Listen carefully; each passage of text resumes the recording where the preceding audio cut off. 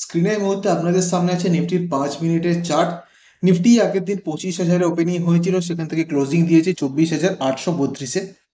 সারাটা দিন আমরা একটি ডাউন ট্রেন্ডই দেখতে পেয়েছি। মাঝখানে এই জায়গাটা থেকে কিছুটা পরিমাণে সাইডওয়েজ ছিল। গতকাল টোটাল একটি ডাউন ট্রেন্ডই অলমোস্ট মুভমেন্ট ছিল। আগামীকাল কি হতে পারে সেটা একটুখানি দেখে নেওয়া যাক। তো সেই বিষয়ে আমি আজকে ভিডিওতে আলোচনা করতে চলেছি। ওয়ান ডে হিসাবে আমরা দেখবো যে এই মুহূর্তে সাপোর্ট রেজিস্ট্যান্স কোথায় আছে। ওয়ান ডে হিসাবে যদি আমরা দেখছি, তাহলে দেখুন 24,653 বা 600-র কাছাকাছি কিন্তু একটি রেজিস্ট্যান্স ছিল, যেটা এখানে ফেস করেছিল। এখানেও রিজেকশন এসছে। তারপরে যেটা এই জায়গাটা ছিল 25,222, আমি 25,200ই ধরবো। এখানে কিন্তু একটি ভালো রেজিস্ট্যান্স ছিল, যেটা এখানেও রেজিস্ট্যান্স ছিল। এখানে এখন হেড এন্ড শোল্ডার্স প্যাটার্নটা ক্রিয়েট করেছিল।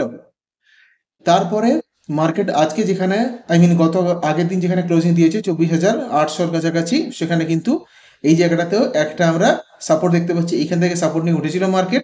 তার আগেও কিন্তু দেখুন এইখানে একটি সাইডওয়েজ জোন ছিল।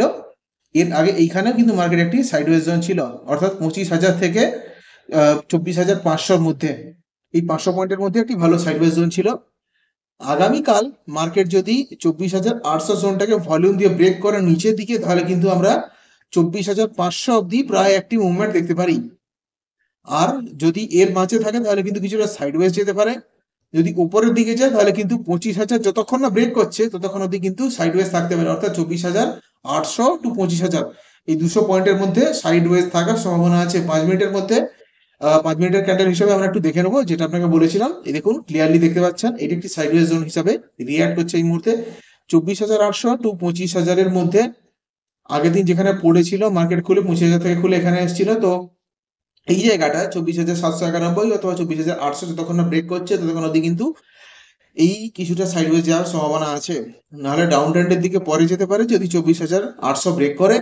উপরের দিকে গেলে আমরা 25,000 অব্দি কিন্তু ইমিডিয়েট হয়তো মুভমেন্ট দিতে পারে। আগে পরের দিন যদি মার্কেট আপডেটের দিকে যায়, যদি গ্যাপ আপ খুলে 25,000-এর উপরে খুলে, তাহলে কিন্তু 25,200 অব্দি যাওয়ার সম্ভাবনা আছে যদি আপার সাইডের দিকে যায়। তো দেখা যাক নেক্সট দিন মার্কেট কিভাবে পারফর্ম করে।